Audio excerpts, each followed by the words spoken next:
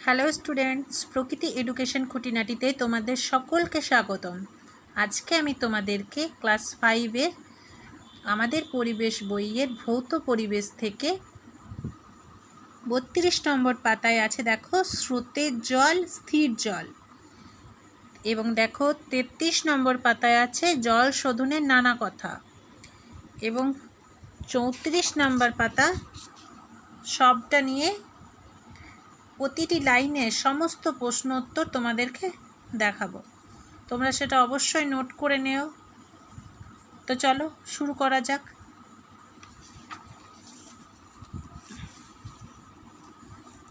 দেখে নাও তোমরা প্রথম প্রশ্ন, জলের স্রোত সব থেকে কম থাকে কোথায়? উত্তর হবে বাওর। 2 নম্বর প্রশ্ন, নিচু জায়গায় বৃষ্টির জল জমে কি তৈরি হয়? উত্তর হবে জলাশয়। 3 নম্বর প্রশ্ন, দুধে লেবুর রস মেশালে যে পরিবর্তন হয় তাকে কি বলে? উত্তর হবে যান্ত্রিক পরিবর্তন। 4 নম্বর প্রশ্ন, স্রোতযুক্ত জলাশয়ের 2-1টি উদাহরণ দাও। উত্তর হবে নদী, নালা, ঝর্ণা ইত্যাদি। 5 নম্বর প্রশ্ন, স্রোতবিহীন জলাশয় বা স্থির জলের উদাহরণ লেখো। উত্তর হবে পুকুর, ডোবা, বিল ইত্যাদি। 5 নম্বর প্রশ্ন, নয়াঞ্জলিতে স্রোত কোন সময় দেখা যায়? উত্তর হবে বর্ষাকালে। 6 নম্বর প্রশ্ন, কোথাকার জল গরমেও শুকোয় না? উত্তর হবে ড্রেনের জল। ড্রেনের জল গরমেও শুকোয় না। 7 নম্বর প্রশ্ন, পুকুরের স্থির জলে কি কোনো স্রোত হয়?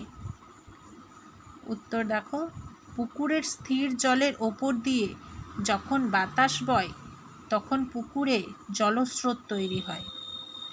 তখন পুকুরের জলে একটি কাগজ ফেলে দিলে বোঝা যায় বাতাস কোন দিক থেকে কোন দিকে বইছে। আরেকবার বলে দিচ্ছি, উত্তরটা তোমরা দেখে নাও। পুকুরের স্থির জলের ওপর দিয়ে যখন বাতাস বয় তখন পুকুরে জলস্রোত তৈরি হয়। তখন পুকুরের জলে একটি কাগজ ফেলে দিলে বোঝা যায় বাতাস কোন দিক থেকে কোন দিকে বইছে। 8 নম্বর প্রশ্ন, বাতাসের কোন উপাদান জলের নোংরাকে ভাঙতে সাহায্য করে? উত্তর হবে অক্সিজেন। 9 নম্বর প্রশ্ন, শহরের জল কার মাধ্যমে নদীতে এসে পড়ে? উত্তর হবে ড্রেনের মাধ্যমে। 10 নম্বর প্রশ্ন, একটি রাসায়নিক বিক্রিয়ার উদাহরণ দাও। উত্তর হবে দুধে লেবুর রস মেশালে ছানা উৎপন্ন হয়। এটি একটি রাসায়নিক বিক্রিয়া। দুধে লেবুর রস মেশালে ছানা উৎপন্ন হয়, এটি একটি রাসায়নিক বিক্রিয়া। 11 নম্বর প্রশ্ন, প্রাকৃতিক উপায়ে জল শোধনের একটি উদাহরণ দাও। বাতাসের অক্সিজেনের সাহায্য নোংরা ময়লা ভেঙে ফেলার পদ্ধতি হলো প্রাকৃতিক উপায়ে জল শোধন।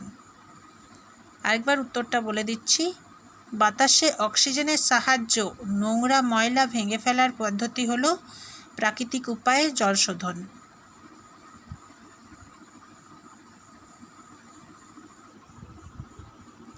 12 নম্বর প্রশ্ন, মাছের রোগ হলে বা ঘাস হারাতে কোন রাসায়নিক বিক্রিয়া ব্যবহার করা হয়? মাছের রোগ হলে বা ঘাস সারাতে কোন রাসায়নিক ব্যবহার করা হয়? উত্তর হবে পটাশিয়াম পারম্যাঙ্গানেট। 13 নম্বর প্রশ্ন, কাপড়ের দাগ তুলতে কোন কোন পদার্থ ব্যবহার করা যেতে পারে? উত্তর হবে লেবুর রস, ব্লিচিং পাউডার ইত্যাদি। জলে বেশি রাসায়নিক প্রয়োগ করলে কি ক্ষতি হয়? জলে বেশি রাসায়নিক প্রয়োগ করলে মাছ ও অন্যান্য জলজ জীব মারা যেতে পারে। তো স্টুডেন্টস, আজকের ভিডিও এই পর্যন্তই। ভিডিও কেমন লাগছে অবশ্যই তোমরা কমেন্ট করে জানাবে এবং নেক্সট ভিডিও অবশ্যই তোমরা তাড়াতাড়ির মধ্যে পেয়ে যাবে। টাটা।